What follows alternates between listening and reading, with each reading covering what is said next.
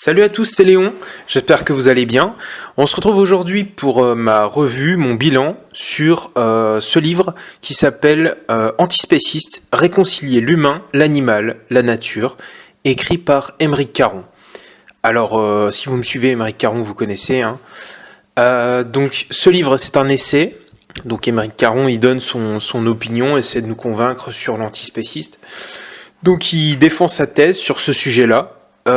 Donc Émeric Caron, qui était auparavant journaliste, je pense qu'on peut dire qu'il y était avant, puisque maintenant il fait bien d'autres choses, désormais militant des droits des animaux et co-responsable du parti REV, Rassemblement des écologistes pour le vivant, qui, faute de moyens, ne pourra pas recueillir vos suffrages le 26 mai 2019 aux élections européennes.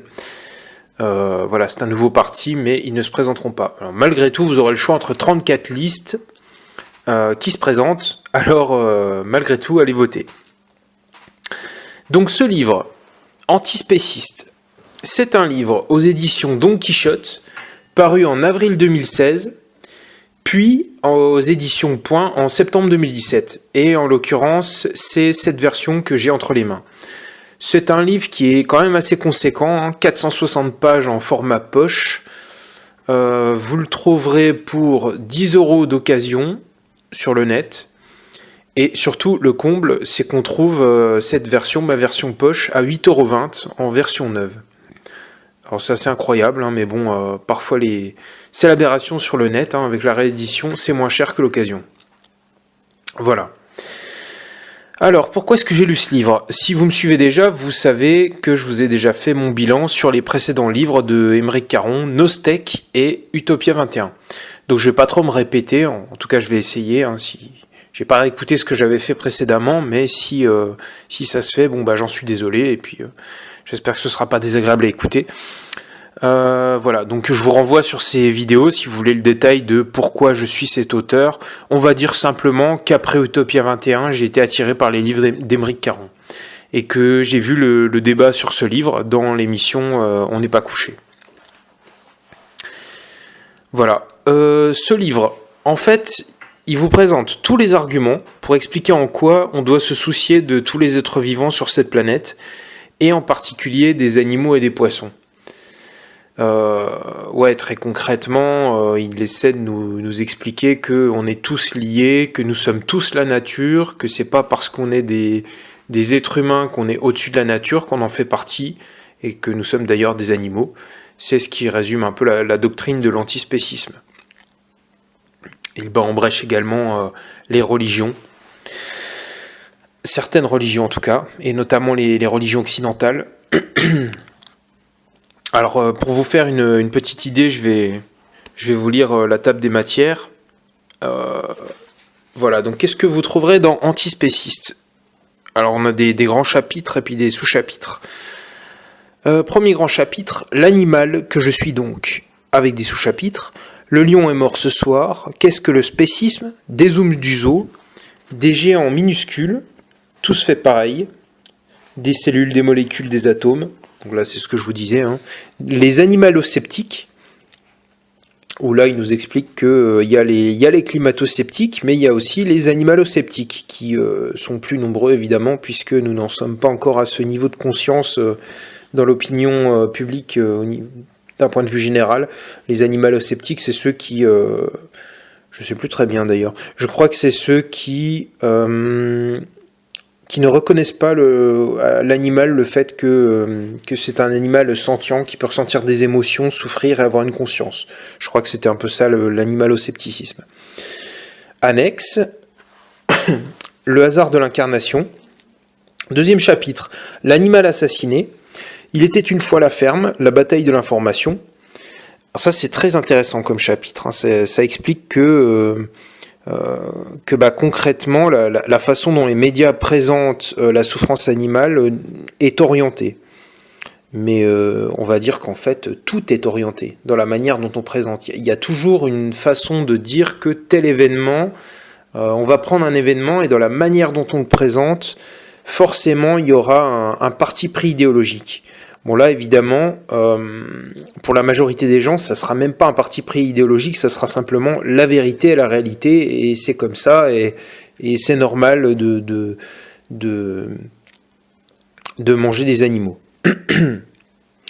Alors je reprends ma lecture des chapitres. Annexe, les animaux d'élevage, #vie de merde, carnage, schizophrénie, les ogres. Troisième chapitre, pour la fin de l'exploitation animale, tous responsables donc tous coupables, un tramway nommé éthique, l'éthique animale. Chapitre facultatif, ça c'est drôle, j'en reparlerai. Vivre et laisser vivre, abolitionniste, quel droit pour les animaux. Pourquoi les véganes extrémistes sont en réalité spécistes? Ça c'est intéressant comme chapitre, hein. C'est un peu lutter contre les gens qui sont absolument... qui veulent forcer les autres à être véganes. Mon lit. Quatrième chapitre, l'antispécisme est un nouvel humanisme.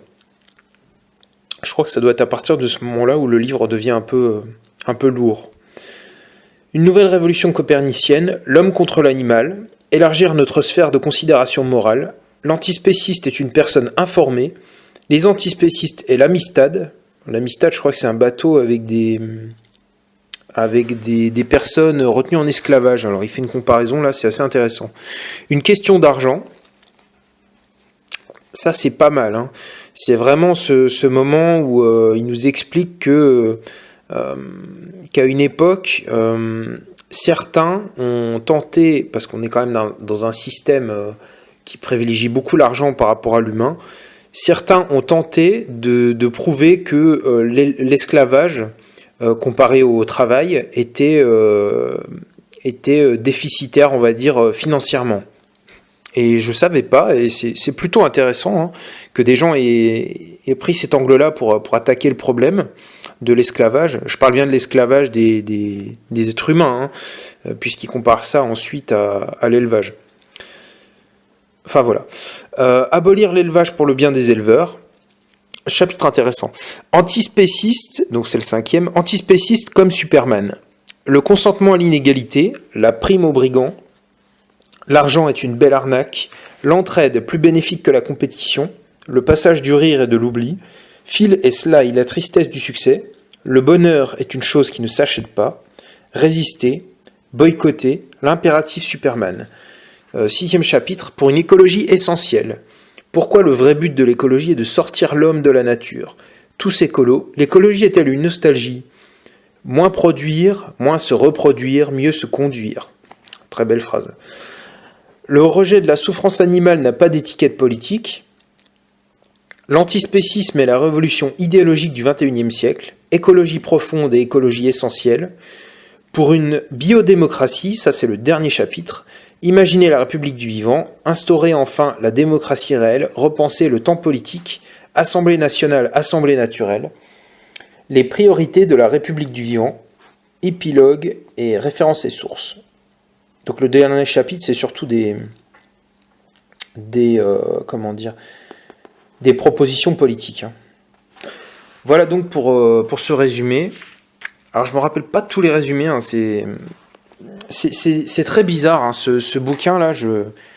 J'ai pas mis tant de temps que ça à le lire, mais pourtant, arrivé au bout, j'aurais du mal à vous faire un bilan. Mais bon, on verra ce que vous en penserez. Alors, donc mon avis sur ce livre. C'est un avis plutôt mitigé. C'est un livre en fait qui m'a moins enthousiasmé que les deux autres que je vous ai fait, Nostek et surtout Utopia 21. C'est un livre que je trouve moins lié d'ailleurs à son titre, antispéciste, que les deux autres livres. Déjà c'est très long, 460 pages, et contrairement à Utopia 21 qui je crois faisait 500 pages, Utopia 21 était encore plus long, et là pourtant dans Antispéciste on a parfois hâte d'arriver au bout. Pour la moitié du livre, on est parfaitement dans la thématique, très clairement, mais passé la première moitié, on comprend plus difficilement en quoi c'est lié à l'antispécisme.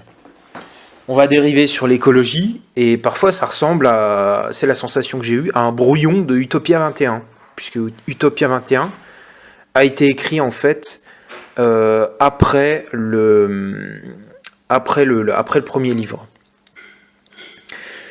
Après ce livre antispéciste.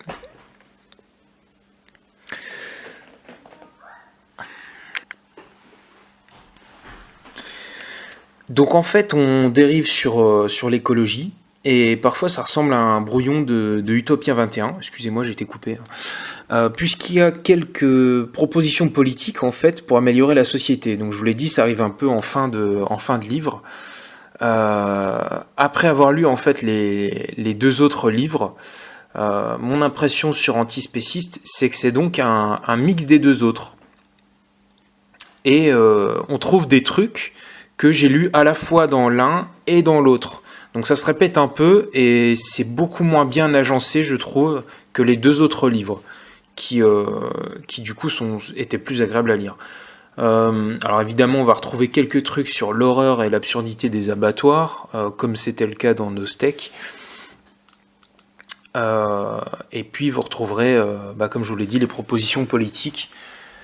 Et ce qui pour le coup est plutôt la partie qu'on va retrouver ensuite, puisque ça a été écrit ensuite dans Utopia 21. Alors, mon avis sur ce bouquin. Ce qui m'a plu, alors il y a quelques trucs que j'ai trouvé vraiment sympas. Il y a une analyse en fait sur le personnage de Superman, qui, selon Émeric Caron, est le premier super-héros antispéciste.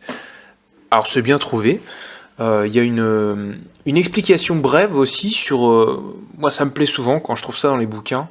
Je trouve qu'il n'y en a pas assez dans les médias, on répète pas assez, on le dit pas assez, ce qui fait que les gens oublient ce que veulent dire ces notions. Mais là il y a une brève explication sur la droite et la gauche, en expliquant finalement que l'écologie ne peut pas être ni de droite ni réactionnaire. Il explique en fait qu'il n'y a plus vraiment de différence. Alors pour recontextualiser, un livre qui a été écrit en 2016, donc à l'époque, c'est un livre qui date d'avant l'élection de Macron. Donc on avait encore le PS avec François Hollande. Alors il explique en fait qu'il n'y a plus vraiment de différence entre le PS et la droite, enfin entre ce qu'il nomme la gauche et la droite, sur la politique menée. Il décrit en fait l'antispécisme et son écologie essentielle comme étant bien à la gauche de la gauche. Il explique en fait que les Verts de Europe Écologie Les Verts se sont perdus dans les compromissions avec le Parti Socialiste et François Hollande en négligeant, en intégrant leur gouvernement, qui était pourtant anti-écolo, selon lui. Il cite le maintien des réacteurs nucléaires et également la construction de l'EPR de Flamanville, entre autres. Il y a d'autres sujets également qu'il cite. Il parle aussi de la théorie de l'écosocialisme. Donc la théorie de l'écosocialisme, c'est défendue par les partis du nouveau parti anticapitaliste, le NPA, de Olivier Besancenot et Philippe Poutou, et du parti de gauche. Alors le parti de gauche, il y a peut-être des gens qui ne sauront pas vraiment ce que c'est. Et le parti de gauche, c'est en fait le parti politique de Jean-Luc Mélenchon. Le parti de gauche qui a d'ailleurs laissé sa communication politique aux couleurs de la France insoumise depuis 2016, puisque en tout cas ça c'est mon interprétation, le mot gauche a été détruit par la politique de François Hollande. On peut voir que le Parti Socialiste aujourd'hui ne représente parfois moins de 5% dans les sondages. Donc je pense que à cette époque, dans la tête du tout venant, la gauche c'était très mauvais puisque c'était François Hollande. Et par conséquent, je pense qu'ils ont créé la France insoumise pour essayer de... Enfin, ils ne pouvaient pas se présenter comme étant « nous sommes le parti de gauche » en fait. Parce que si c'était dit « on est le parti de gauche », je ne suis pas certain que ça aurait fait grand score dans les urnes. À part pour quelques initiés. Voilà, passer cette parenthèse. Donc en fait, Émeric Caron nous dit qu'il se sent proche de l'écosocialisme, représenté par ces deux partis, NPA et donc France Insoumise aujourd'hui. Mais il détaille quelques arguments qui font que ça ne va pas encore assez loin pour lui. Alors ça explique pourquoi il a créé son parti. Personnellement, j'ai toujours pensé que malgré les tacles que Émeric Caron pouvait envoyer à Mélenchon, c'est de son mouvement politique qu'il était le plus proche. Et là, ce que j'ai lu dans ce livre me l'a confirmé. Il y a aussi l'anecdote intéressante. Il voulait appeler son parti, le parti qu'il a créé, le NPA, comme celui de Besancenot et Philippe Poutou. D'ailleurs, Olivier Besancenot, c'est un ami de Émeric Caron. Alors c'est lui-même qui l'a raconté, c'est pas moi qui ai inventé la chose. Donc le NPA, ça aurait été le nouveau parti antispéciste. Mais évidemment, vous vous doutez bien qu'avoir deux NPA dans la vie politique, même si le premier existant ne prend pas tellement de place au niveau électoral, ça aurait été compliqué, et donc c'était pas possible d'appeler son parti ainsi, et il a donc appelé son parti le REV, le Rassemblement des écologistes pour le vivant. Alors très concrètement, ce qu'il reproche au parti que je viens de citer, ces partis qui se disent, qui défendent l'écosocialisme, c'est d'être anthropocentré en fait, comme tous les autres partis. Donc de trop se soucier, de ne se soucier que des êtres humains en fait. Alors, il a pas tort, mais le souci c'est qu'on fait, on fait pas encore campagne. Le souci c'est qu'on fait pas encore campagne pour convaincre les animaux non humains de voter. Et forcément, un parti qui veut diriger doit ménager la chèvre et le chou, et forcément. Ça aurait été intéressant d'ailleurs de voir qu'aurait fait comme score le REV si c'était présenté aux européennes. Mais enfin, quand vous vous battez pour des êtres qui ne sont pas des électeurs, c'est quand même plus compliqué, et en termes de stratégie politique, le fait de ne pas se présenter directement comme antispéciste peut aussi compter. Si vous commencez à expliquer aux gens que demain ils ne mangeront plus de viande, il y en a beaucoup qui vont faire la tête et qui ne voteront pas pour vous, même si vous avez de bonnes intentions. Voilà. Donc il parle beaucoup aussi d'écologie dans ce livre. Il y a pas mal d'arguments d'ailleurs, notamment sur l'émission de gaz à effet de serre qui est causée par l'élevage. Un argument qui, je le constate, est toujours absent des plateaux de télé quand on parle d'écologie. Actuellement, on en parle énormément avec le dernier rapport sur la disparition de nombreuses espèces.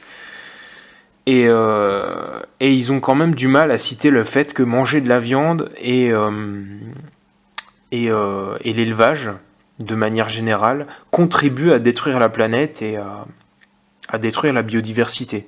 On se demande parfois s'ils suivent la science. Ce qui me rappelle d'ailleurs la séquence, si vous ne l'avez pas vu, jetez un œil. Alors je ne sais plus de quand c'est daté, mais une séquence avec Claire Nouvian, qui est l'équivalent du prix, qui est quelqu'un de reconnu dans le domaine de l'écologie, Claire Nouvian, qui est passée dans l'émission L'heure des pros avec Pascal Praud sur CNews. Je leur fais un peu de pub, mais bon. Donc cette personne est passée dans cette émission et elle s'est énormément clashée avec les autres qui ont tenu des propos, qui étaient un peu sur le ton à la fois de la provocation et de la blague, mais tout en remettant un peu en cause le réchauffement climatique. Donc qui ont tenu des propos en fait climato-sceptiques qui l'ont mise dans un état que ses adversaires ont qualifié d'hystérique, on va dire. Voilà. Revenons à ce que j'ai aimé dans ce livre. Alors c'est globalement le style d'écriture, toujours de Aymeric Caron, qui est abordable, avec beaucoup de science qui est présentée. Alors à la fois de l'éthologie, de l'histoire, et puis tout est sourcé. Donc on apprend des choses de manière agréable, comme dans Nostek au final. Et ce qui m'a déplu dans ce bouquin, c'est à la fois que le livre est trop long, parce qu'il devient parfois lourd sur la fin. Les chapitres sur l'éthique, notamment, et d'autres aussi qui sont parfois beaucoup trop théoriques à mon goût. Alors j'ai commencé à lire ce livre il y a 2 mois. J'ai dû mettre environ 2 mois pour le lire. Et pourtant, j'ai du mal à me rappeler de tout ce que j'ai lu, pour être tout à fait honnête. Alors que Utopia 21, qui est le livre le plus... Alors c'est plus le plus récent maintenant, puisqu'il est aussi vivant. Mais Utopia 21, qui est le livre, on va dire, le plus récent dont je vous ai fait la revue, j'ai mis 6 mois à le lire, et j'avais pas cette sensation. Arrivé au bout du livre, je me disais que... je me rappelais assez quand même concrètement de ce que j'avais lu. Et ce qui me fait dire que là, en fait, Antispéciste est quand même un livre qui est bien plus quelconque ou banal, on va dire, que ceux que j'ai lus de Aymeric Caron. Et puis ce qui m'a dérangé, c'est aussi l'écart de route qui est fait par l'auteur à la moitié du livre, où il se met à parler, par exemple, d'avortement, ou d'autres sujets où on se dit, mais enfin, pourquoi il parle de ça? Il n'était pas censé nous parler d'antispécisme là? C'est un peu bizarre. Et à un moment, il parle du temps de travail et de l'absurdité de la manière dont on rémunère certains métiers comparé à d'autres. Et là, c'est le moment un peu... alors j'aime pas ce mot valise, mais je vais le citer. C'est le moment un peu populiste ou démago, on va dire, où il nous cite le foot. Il cite d'ailleurs Zlatan Ibrahimovic, qui est un ancien joueur du PSG, et les footballeurs.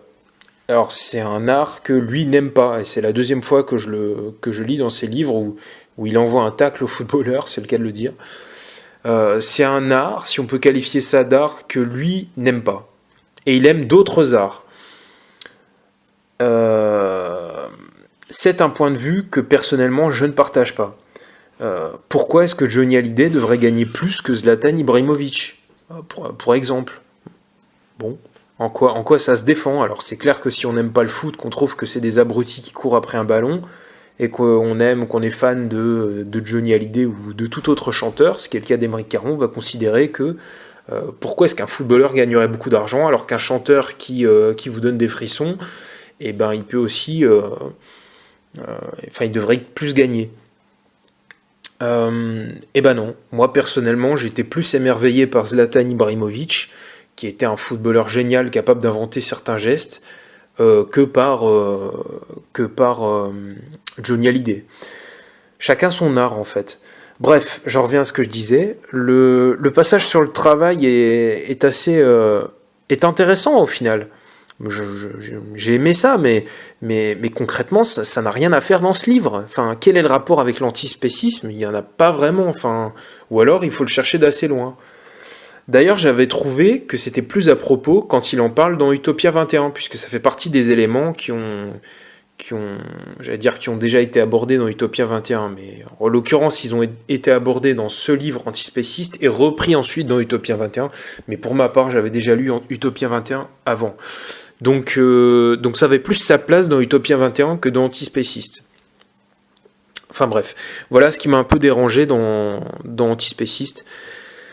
Qu'est-ce que ce livre peut vous apporter? C'est un livre très instructif. Et surtout si vous connaissez rien au domaine de la protection des animaux, des véganes et des antispécistes, tout ce qui est un peu dans ce champ-là et qui est un peu entre guillemets, le fonds de commerce d'Aymeric Caron. Si vous n'avez pas lu ni Nostek, ni Utopia 21, vous prendrez certainement plus de plaisir que dans mon cas à moi, parce que tout vous paraîtra neuf en fait, les arguments seront nouveaux. Alors à moins que vous ayez lu un truc du même genre, je sais pas, vous avez lu alors les auteurs qui sont cités, Gary Francione ou comment il s'appelle, j'ai oublié son nom, c'est bref, je retrouverai le nom, c'est pas grave, ou je vous le retrouverai pas, mais bref, c'est un spécialiste de l'antispécisme. Si vous avez lu d'autres auteurs qui sont spécialisés dans ce secteur-là, peut-être que vous apprendrez moins de choses. Mais si vous n'y connaissez rien, là vraiment, c'est un livre à lire. Si vous connaissez rien à ça, mettons, par exemple, si vous êtes dans le cas où vous connaissez rien aux véganes, tout ce que vous savez, enfin tout ce que vous pensez savoir, c'est que les véganes sont des gens qui cassent des vitrines. Là, vous êtes dans l'erreur. Un végane, c'est pas forcément quelqu'un qui va attaquer les vitrines de bouchers. Là, clairement, je pense qu'en lisant ce livre, vous allez apprendre des choses. Mais si vous êtes un militant du Rassemblement des écologistes pour le vivant ou du Parti animaliste, pas sûr que lire Antispéciste vous apporte grand-chose. Mais peut-être que, en revanche, ce livre vous plaira beaucoup. Les moments marquants de ce livre...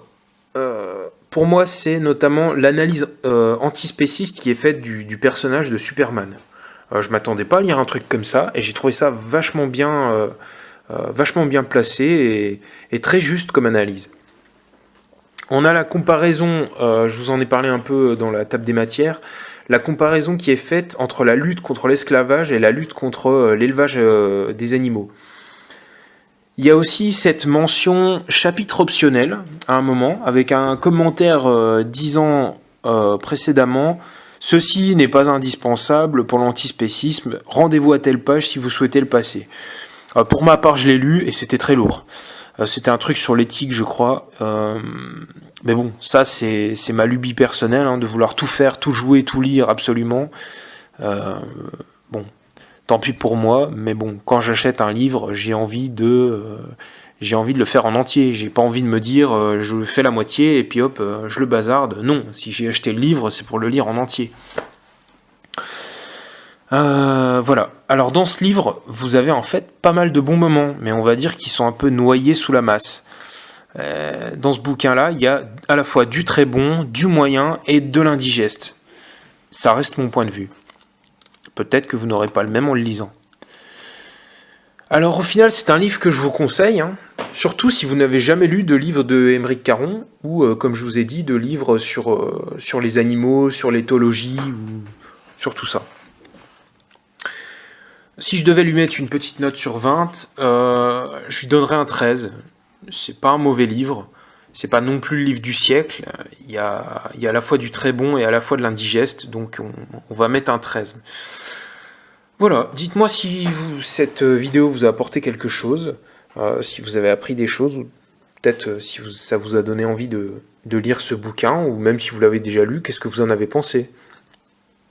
Et qu'est-ce que vous pensez en général de Aymeric Caron ou de son parti politique, si vous le connaissiez, ou même de sa chaîne qui va arriver, puisque j'ai vu qu'il y avait une chaîne qui s'appelle Komodo TV, oui, c'est ça, qui va sortir le 3 juin, je crois, et qui va parler plus spécifiquement du vivant et des animaux.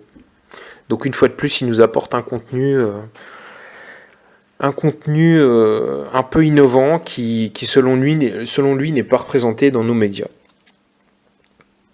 Voilà donc pour cette petite vidéo et ce livre antispéciste. Je vous laisse là-dessus. Laissez-moi un pouce bleu et abonnez-vous si vous voulez avoir d'autres analyses de livres ou d'autres contenus. Et puis cliquez sur la petite cloche aussi si vous voulez être au courant, vous ne serez pas envahi. Je vous souhaite une bonne journée et à bientôt les gens.